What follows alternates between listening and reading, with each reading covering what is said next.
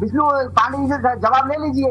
2023 में ऐसा कौन सा कारण था जो दिल्ली में बाढ़ में डूब गई थी, बाढ़ आ गई थी दिल्ली में, तो नहीं खुलवाया था ये आईटी का बैराज, तो उसकी मरम्मत नहीं करवाई गई थी उस समय? बताएंगे, जवाब देंगे विष्णु जी? नहीं दे पाएंगे ये, क्योंकि काम नहीं करने जानते ये केवल झूठ बोलना जानते हैं, झूठ ही लेना, झूठ ही देना, झूठ भोजन झूठ चवेना। सच्चाई है ये। विष्णु पांडे जी के पास जा रहा हूँ। ठीक है, प्रतिक्रिया ले रहा हूँ आपके बात पर। ठीक है, ओके। विष्णु पांडे जी बताइए।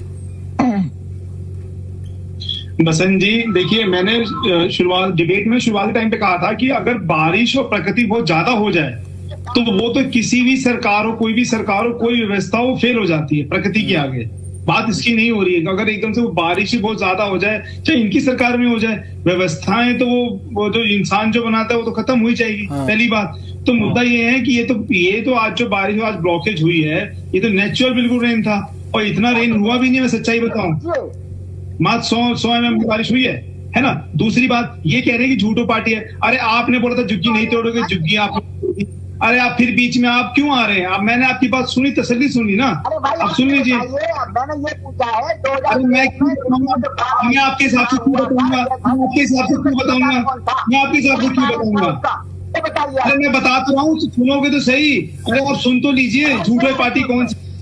अरे सुन तो लीजिए, सुन तो लीजिए। अवधेश जी, एक सेकंड, जवाब ले रहा हूँ, एक बार जवाब ले लेते हैं, उसके बाद बोल लीजिएगा। हाँ, नहीं, यही आदत है। देखिए, अवधेश जी इतने सीनियर हैं, इनको पता है, वरिष्ठ प्रवक्ता हैं। आप किसी दूसरे प्रवक्ता को बोलने तो दीजिए। आप अपने टाइम में जो मन में आपने बोल दिया। अरे आपने बोला था कि हम वृद्ध पेंशन बढ़ा के देंगे, आज तक 1.5 साल हो गया, वृद्ध पेंशन नहीं मिली है, वहां पे बंद रखी है। आपने कहा था स्वच्छ पानी देंगे। अरे सुन लीजिए, अरे सर सुन लीजिए। अब देखिए, पूरी बात बोलने दीजिए ना। जब आपने बोल दिए तो अब आपने छेड़ा है तो पूरी बात सुन लीजिए। आपने कहा था कि हम स्वच्छ पानी देंगे, जल सारथी नाम का स्टिकर लगाया, जीपीएस लगाया, आज भी टैंकर माफिया चल रहे हैं। क्या कर लिया आपने? 45 एक्शन प्लान लेके आए थे यमुना पे आप, ठीक है? 1 बजे सफाई करी है आपने 1.5 साल में सिर्फ। क्या कर लिया आपने?